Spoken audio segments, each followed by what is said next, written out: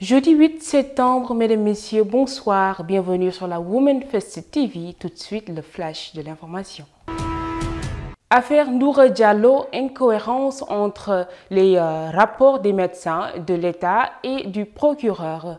3 agents de la santé encore sous contrôle judiciaire, un verdict toujours attendu. Le mari de la défunte, M. Cissé, sort enfin de son silence pour porter un doigt accusateur à l'État et aux services sanitaires. En ces mots, je cite, « Je commence à douter que justice sera faite ». Fin de citation.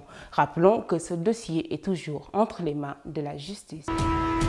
Expoliation foncière, le président de la République Macky Sall s'est prononcé pour une annulation des mesures et a exigé des comptes dans les plus brefs délais au ministère.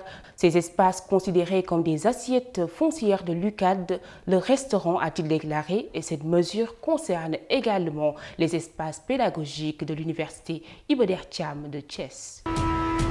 Actualité internationale en Côte d'Ivoire, plus de 100 enseignants de la région de Boukani bénéficient d'une mission conjointe d'un projet d'amélioration de la prestation des services éducatifs et de la direction de l'égalité et de l'équité du genre. Une session de renforcement des enseignants de Boukani qui vise la promotion d'une nouvelle approche éducative, notamment sur la violence basée sur le genre. Ces enseignants sont désormais outillés pour la prévention, la dénonciation et l'orientation des victimes à des structures spécialisées. Toujours en Côte d'Ivoire, une jeune femme de 25 ans, Darlene Kassem, réussit un pari écologique. Fondatrice de l'association Yiri Manilo, qui œuvre pour le reboisement de la Côte d'Ivoire, elle milite pour la fermeture du centrale de charbon de San Pedro. Cette écoféministe initie des campagnes de sensibilisation et des ateliers d'initiation au respect de la nature dans les écoles ivoiriennes. En sport, le coach Aliou Cissé se prépare pour la mondiale 2022.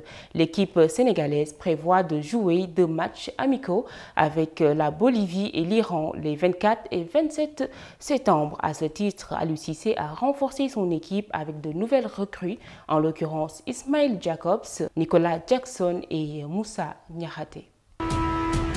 Toujours en sport, la Coupe du Monde a séjourné hier à Dakar, accueillie à l'AIBD par la délégation du ministre et les institutions sportives, notamment la Fédération sénégalaise de foot.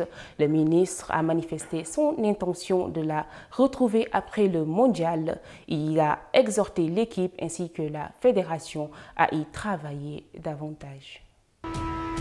Ceci met fin à cette capsule informative. Merci de nous rester fidèles. L'information continue sur la womenfirsttv.com, disponible sur application mobile. Mesdames, Messieurs, bonne fin de soirée.